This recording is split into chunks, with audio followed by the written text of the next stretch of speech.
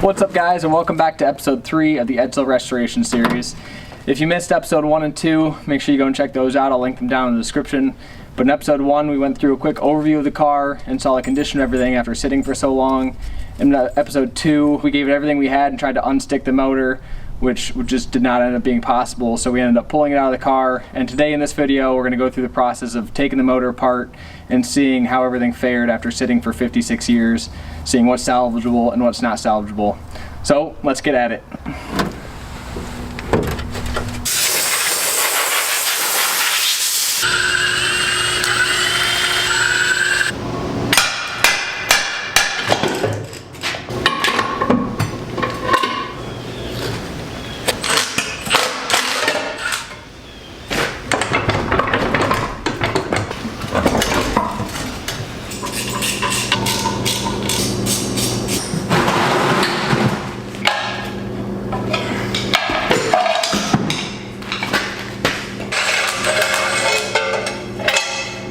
Alright, so I just went and extended the slots on my motor stand. You can see they've been drilled and then kind of cleaned up at the mill a little bit. I'm sure those were only a certain length so that you didn't exceed the capacity of the stand, but we'll deal with that when we get to it, because currently with the original slots I could only get 3 out of the 4 bolts onto it. So let's see if we can get all 4 of them on now.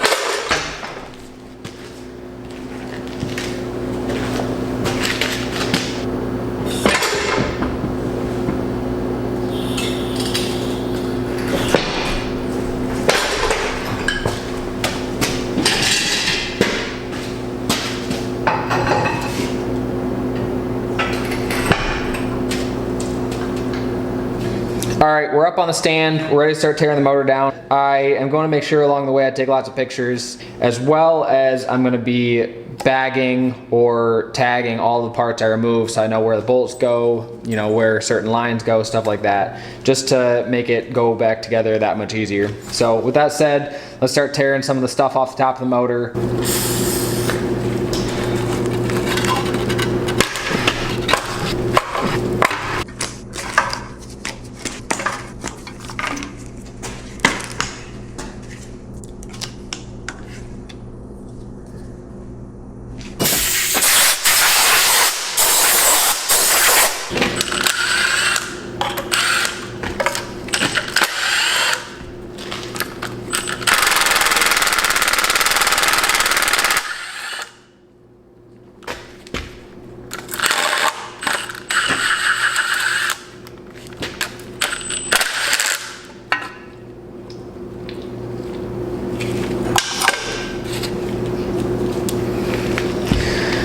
Remember how we talked about how it was kind of weird, this motor didn't seem, well, on the transmission there's like different style bolts.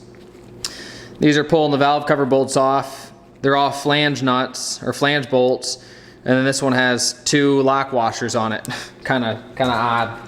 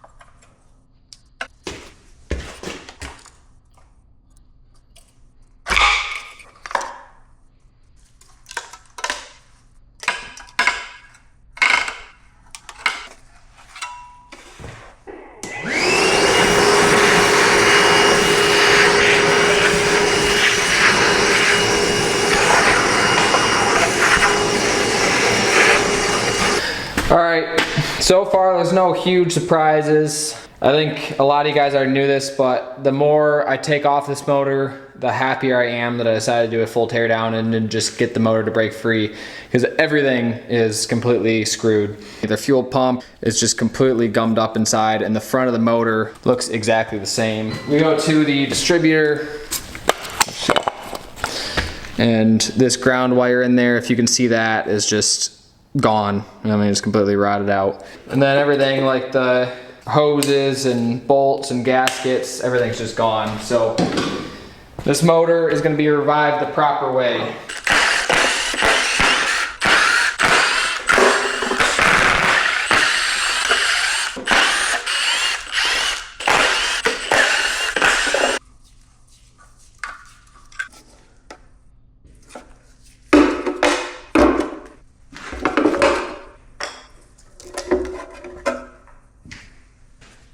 All right, more grease and buildup, but not rusty.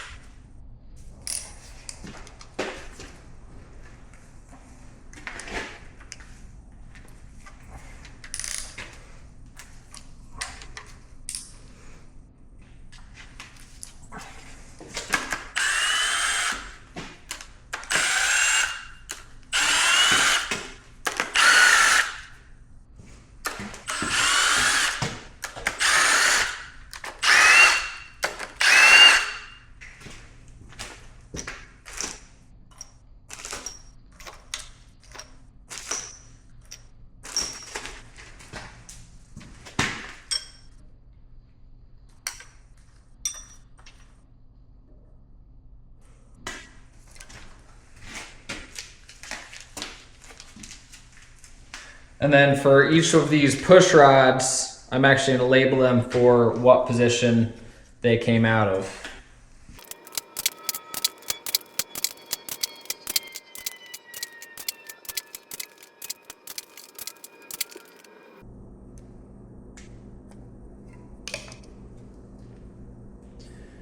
All right, lifter number 1 doesn't look half bad.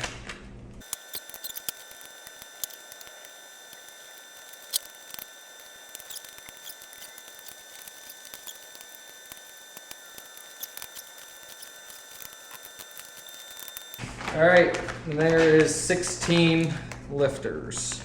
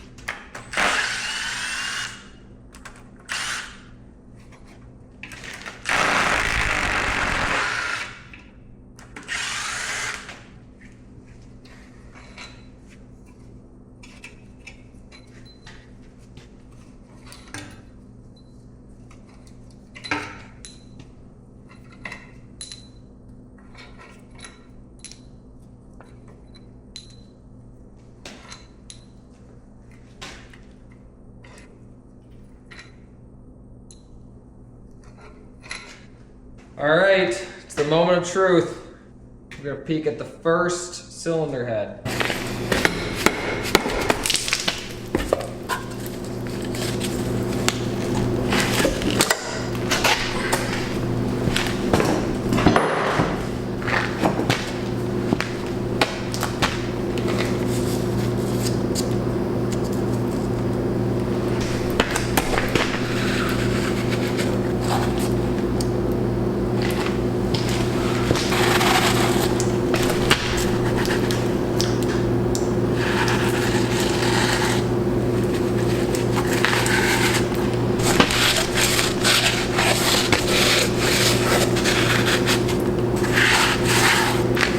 Alright, so right off the bat, I guess it could be a lot worse. The cylinders and majority of the walls look pretty good. They don't look terrible. What looks really bad is the top of the cylinder wall where the piston didn't make it all the way up. So there's a ring around all of them that's pretty rusted and corroded. I'm assuming these are sleeved cylinders. So maybe we can re-sleeve them. But so far, that's what I see. So let's hop over on the other side. I'm gonna bag up those head bolts. We'll take the other side off, see what we got to deal with.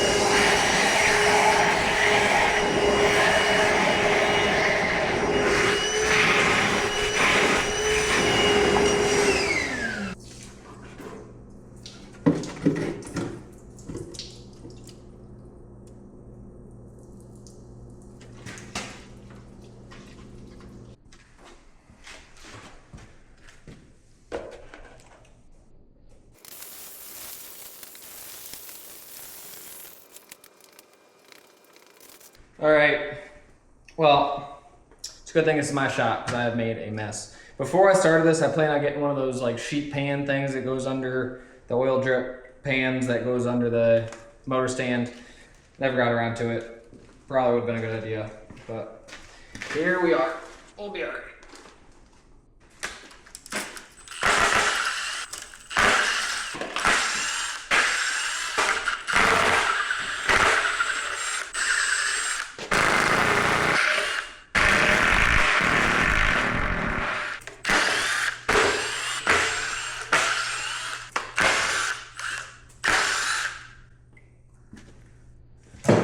Bag these guys up.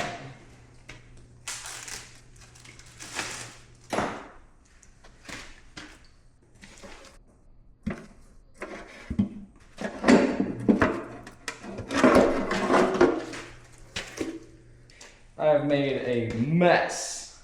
I don't know why I did the oil pan right now, to be honest with you. Let's we'll hop to the front of the motor. So in my first video, or second, I called this generator an alternator, and I've been corrected many times. So let's pull the generator off.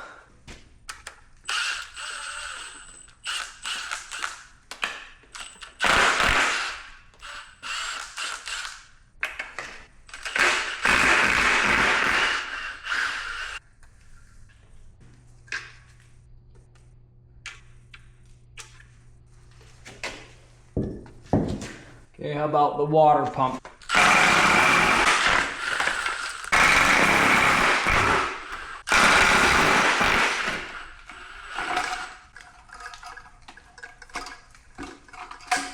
Does anyone in the comments know what these little suckers are? And then if some of you guys remember, we were spinning this bolt a little bit when we were trying to get the motor unstuck. So I'm kind of expecting it to be stretched a little. I think the threads might be a little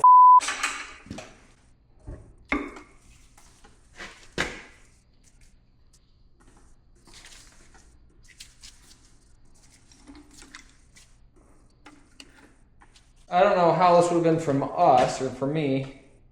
You can see the end of those threads are completely stripped. But I don't see how that would have happened from over tightening, unless that's only grabbing on those end of the threads, which I guess is possible.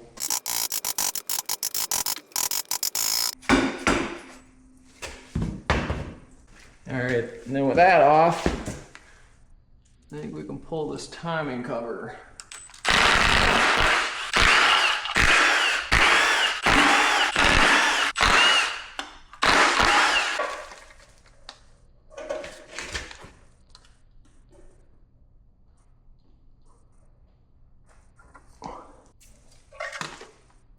So before I dive into the timing crankshaft and doing more disassembly, we're at a pretty good stopping point here. I want to clean everything up a little bit, get more organized. I've got myself a tote that I'd like to put all the bagged parts into.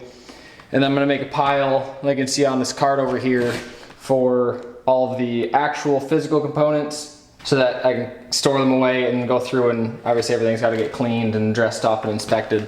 All right guys, we're back on the Edsel motor today. I got all of the other parts boxed up and my work area cleaned up a little bit. So I'm really excited to go ahead and pull the cam and the crankshaft, and then we'll start seeing what actual cylinders were seized and get them pulled out of the block as well.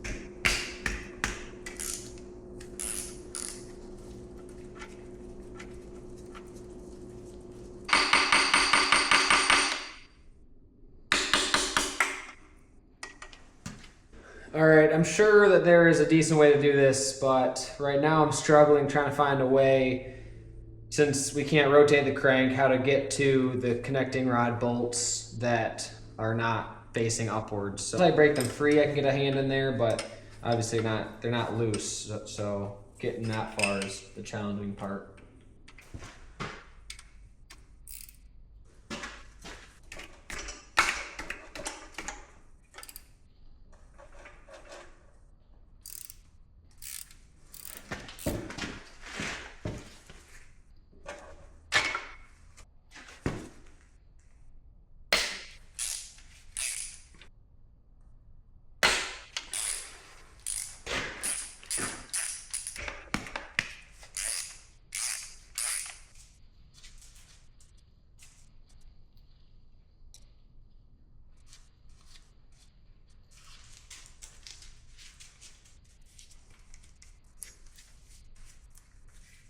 All right, so I think in order to get the crankshaft out, I'm gonna have to be able to spin the motor. I don't see another way. So let's tip the motor back over and we'll see if we can't start beating on each individual piston just a little bit to get it to start spinning.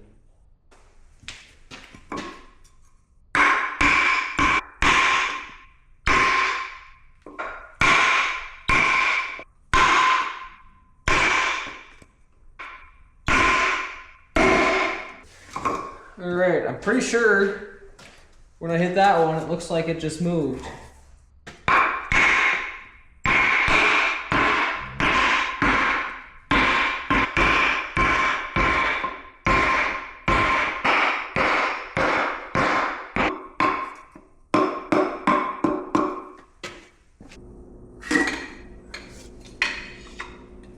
All right, we have our first piston out. Took some work. Both rings are free. The oil ring is not.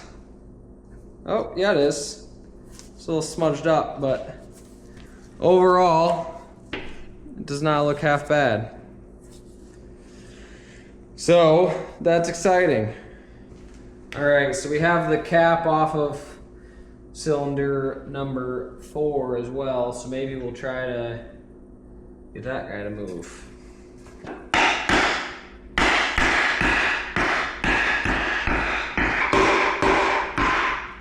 All right, I've got some aluminum bar. This will fit in there a little bit better, so I'm gonna use this to tap on.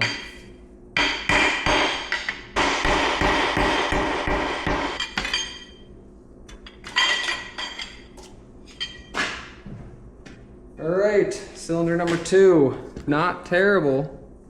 All right, so there's some good progress. And she's moving.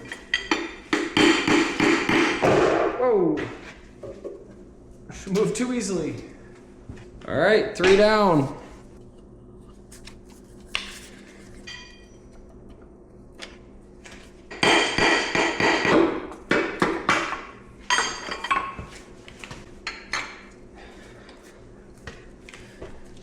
All right, here's cylinder number 4.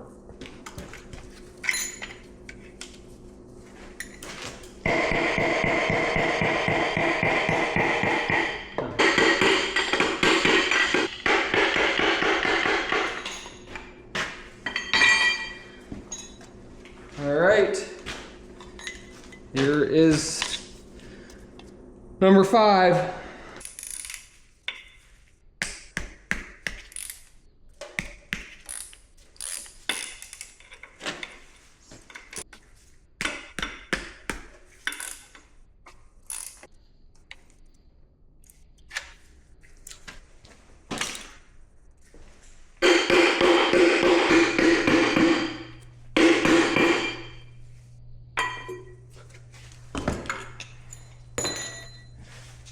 All right, number 6, we're cruising right along now. All right, so these last 2 pistons are the ones that I can't get a wrench or socket onto. So now we're gonna have to see if we can't get the crank to rotate a little bit.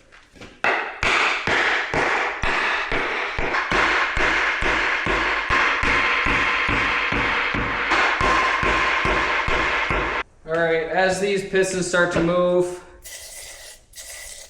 we'll make sure they're nice and oiled up.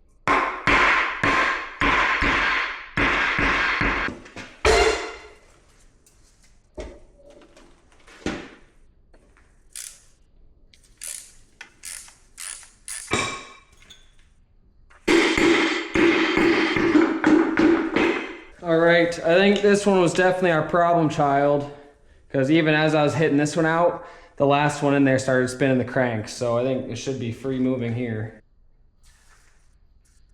Yeah, look at that. We're spinning.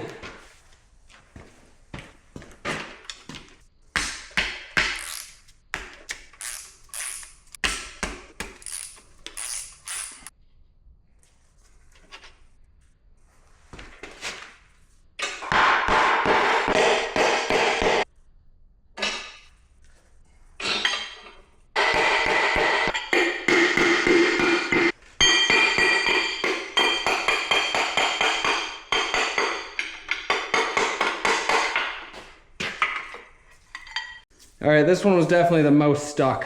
This one did not want to come out. All right, check it out. This is really exciting to me.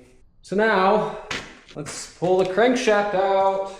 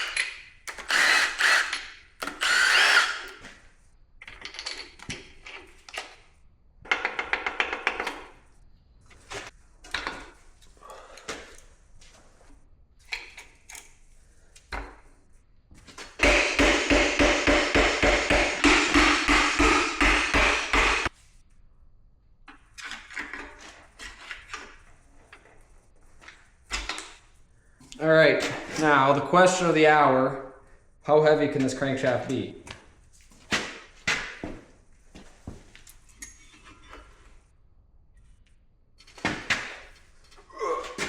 Pretty heavy.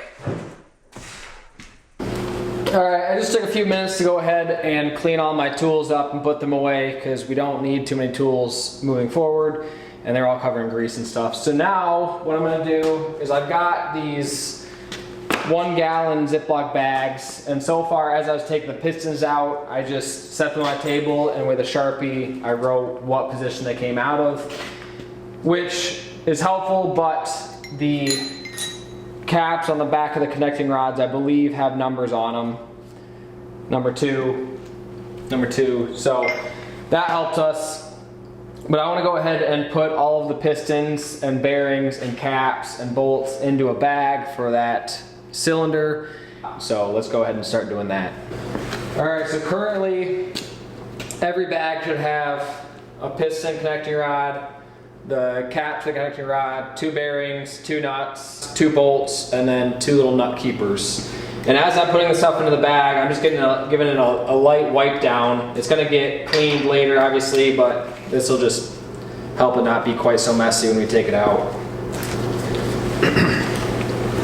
Alright, so right on bearing number 1, we can see we have that discoloration, meaning that that hardened layer for the crank wear surface is getting worn through. So we're definitely going to throw a set of crank bearings into this motor.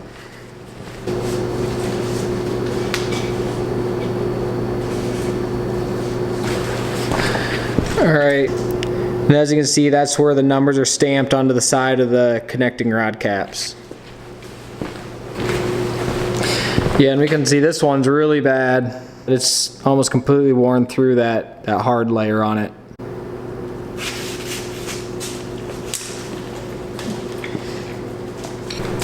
Alright, with all 8 pistons bagged up, I'm going to go ahead and bag up the main caps as well and number them for what position they came out of.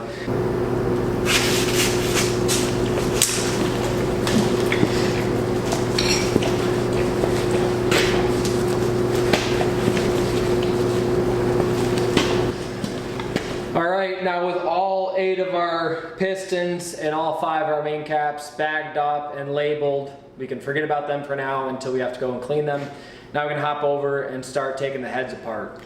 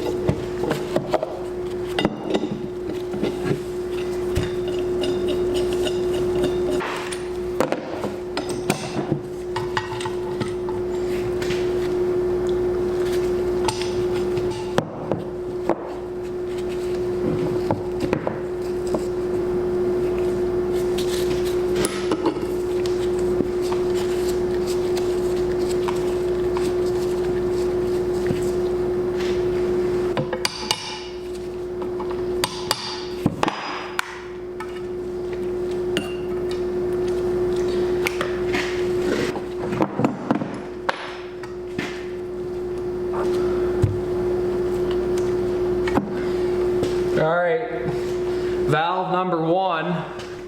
I am actually super impressed. This valve seal is super pliable. Doesn't seem to be cracked. There's a couple little cracks there. I spoke too soon, but that's actually a lot better than I thought it was going to be.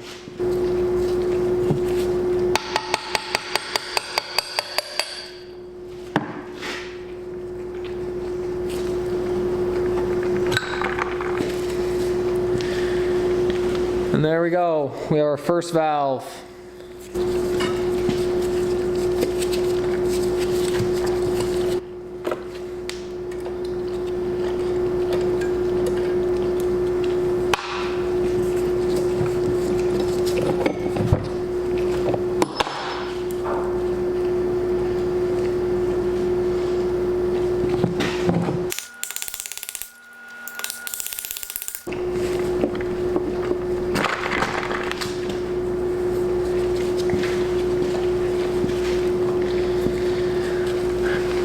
right, number 2 is a little bit more like what I was expecting. The valve itself looks about the same, but there's, I think, literal dirt in the bore.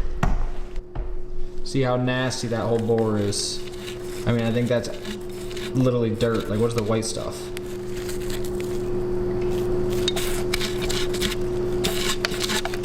Nasty.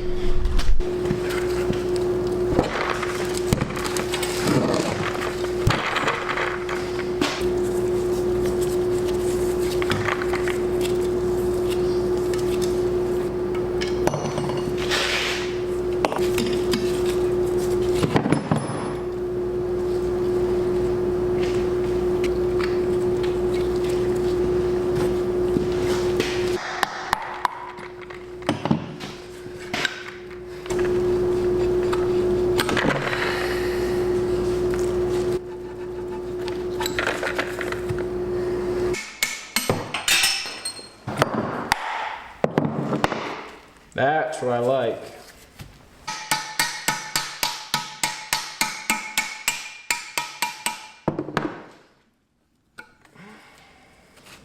All right, just like that, we've got all the valves out of this head. I'm about out of time tonight, so tomorrow or the next couple days, we'll go ahead and grab the other head, do the same thing.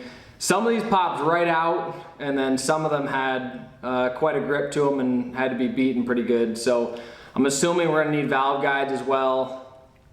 Probably wouldn't hurt to just replace all the stuff if I can find it, but if we were really forced to reuse most of the stuff, I think I could do it. Even some of these valve seals, I wouldn't like to, but they're not quite as bad as I thought they were gonna be.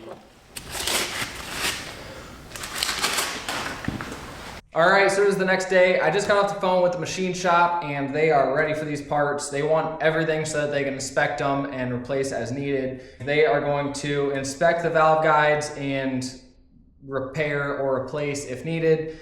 We are going to install valve seats and inspect all the valves and replace what is needed. So with all the valves and the spring pulled out of this head, let's go ahead and get the manifold off of it and set aside, and then we'll tear down the other head, and then all the parts will be ready for the machine shop.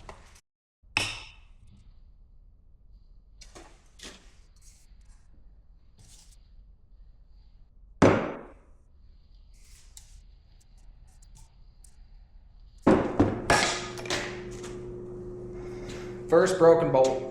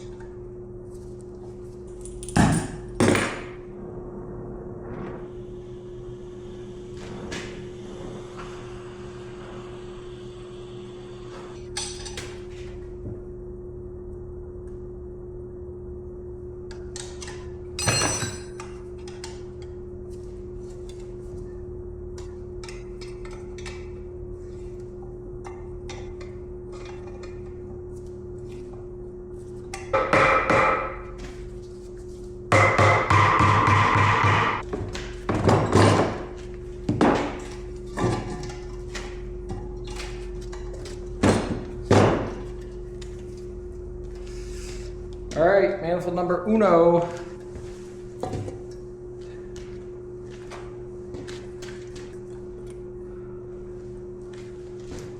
All right, and since everything is gonna get resurfaced, inspected, reground, we're just gonna bag all the valves, springs, seals, everything up together, because location will not matter.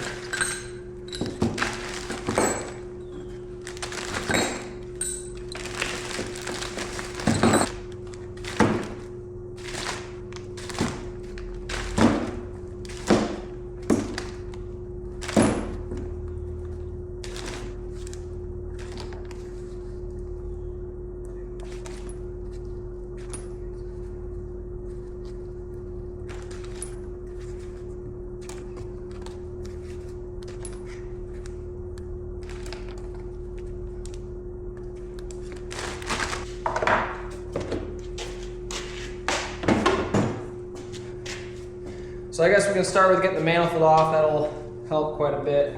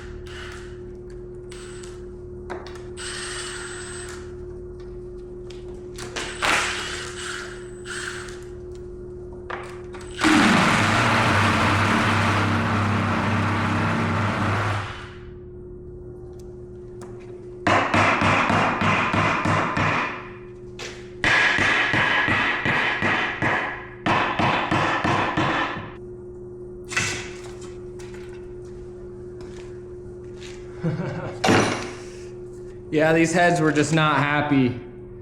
Take a look inside it. I mean, there's a literal nest.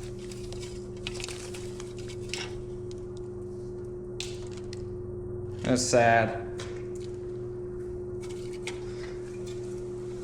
All right, get down to the fun stuff again.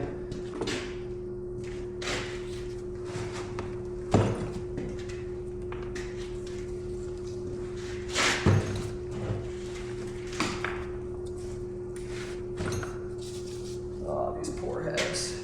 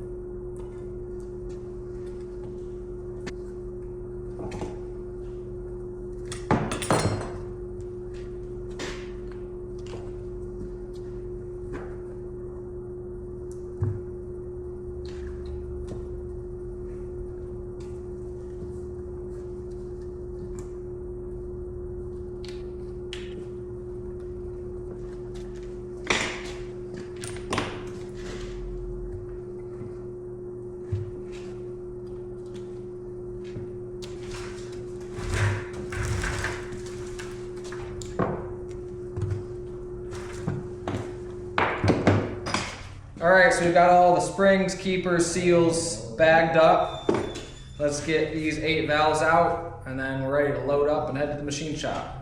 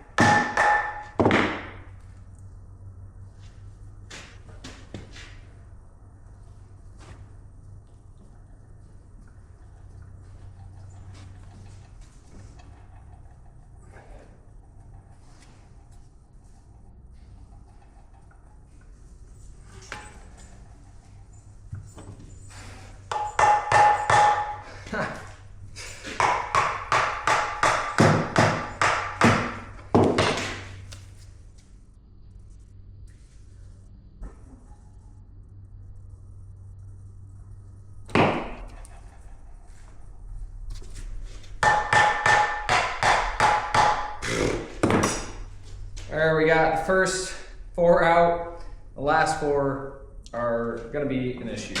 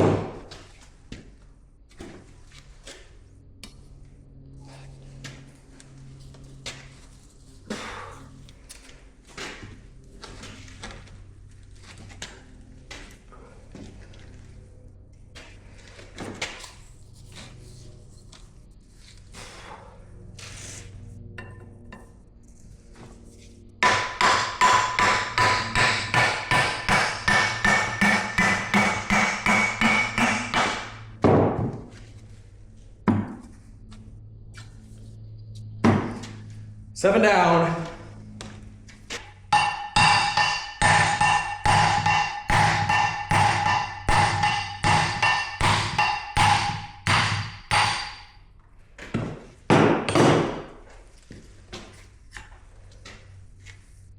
Yep, we were never going to get this motor spinning.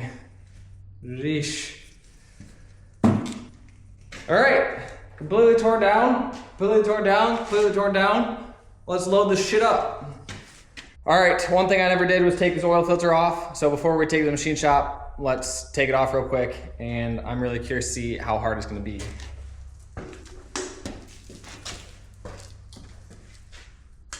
Oh my gosh. They used to know what they're doing back then. Hang tight. All right.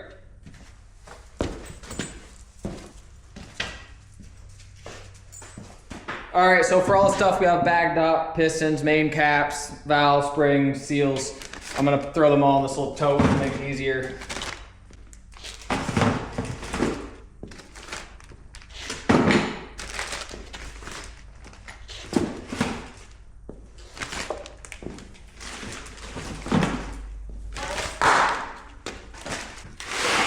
There's that, so then all we have is 2 heads, a crank, and a block.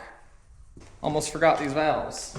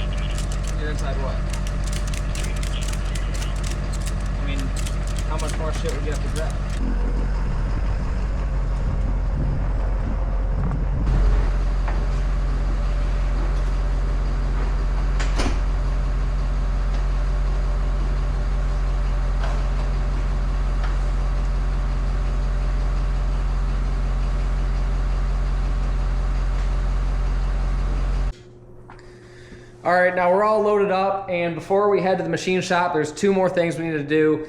The first one is we have a bore gauge, and we're gonna measure the bore of each cylinder, and I'm more just doing this for reference. I'm gonna have the machine shop check it and hone it and do as needed, but I'm really interested to see what the oversized taper and out of round is after this engine ran for 40,000 miles. And then we can also use that information to compare to when we get it back. We can remeasure it and see if it got any better. So we're gonna do that, and then we're also gonna pop this cover off the back of the block. I have no idea what's under it or if it needs to come off, but we'll do that. So before we measure the bore of the cylinders, I'm gonna draw myself a little diagram so that as we take numbers, we can write it down. All right, so my super professional sketch, the front of the engine, and then we have our 8 bores, and we're gonna measure 6 different measurements on each bore. We're gonna do in this axis and this axis at the top, middle, and bottom of the cylinder bore. And that's gonna tell us if it's out of round, tapered from the bottom to the top, or the general oversized. All right, and here's our bore gauge. It is the cheapest one that Amazon had. It was $50. And the first thing we are going to do is take our calipers, set them to the stock bore size, which is 4.2 inches. So we're gonna set those right at 4.2 inches. And I've already done this behind the scene, but you'll have to find the right size pin and washers that gets you right in the middle of your bore size you're looking for. And when we set the calipers onto here and rock them back and forth, see if we can show you guys. The biggest number we should see is 0. And that's gonna tell us that at our stock bore, we're reading 0. So that's what we want. So now everything's locked down. When we put this into the cylinder bore and rock it back and forth, the biggest number it shows us is gonna be what our bore is. And I guarantee, at least at the top of the cylinders, they're all gonna be at least a couple thousandths under our 4.2 inches. So a couple thousandths under 0. All right, so we're gonna start with this cylinder right here. Going across the block, we'll get it right at the top. And we're seeing 3 thousandths under.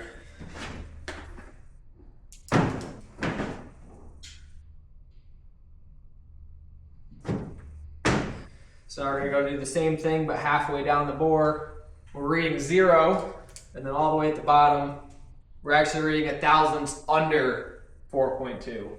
All right, now we're gonna do the same thing, but in the opposite axis. We're reading 5 thousandths, 2 thousandths undersize, 2 thousandths undersize.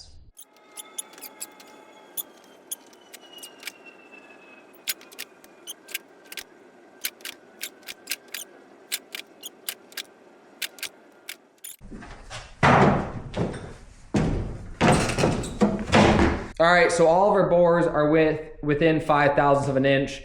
Towards the bottom, a lot of them are actually 1 or 2 thousandths under 4.2. Not sure if that was on purpose, but we will see what the machine shop thinks. They can always hone it out to 4.2 by measuring our pistons and see what's actually needed, but I'm real happy with these numbers. So with that done and out of the way, let's pull that cap off and see what we got.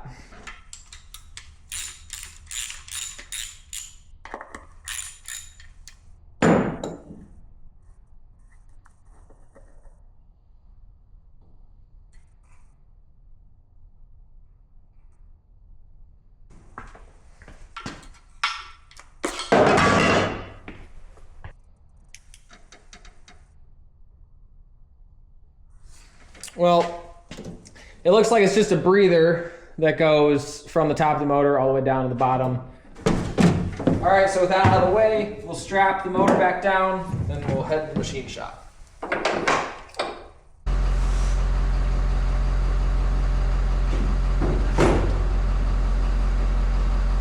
All right, so with all the parts dropped off at the machine shop, that is gonna wrap it up for this video. If you guys are watching this when I post it tomorrow, I hope everyone has a great Thanksgiving. And the machine shop says they're about 2 to 3 months out, so we have lots of time to work on the rest of the car. We're gonna go through the transmission, make sure that's ready to go. We gotta go through the brake system, the fuel system, make sure those are ready to go. And then we can start cleaning up the engine bay and getting it ready for the motor to go back in. So thank you guys so much for watching. Hope you guys all enjoyed the video. Please like, comment, subscribe. Let me know what you think and what you want to see. And I'll see you in the next video.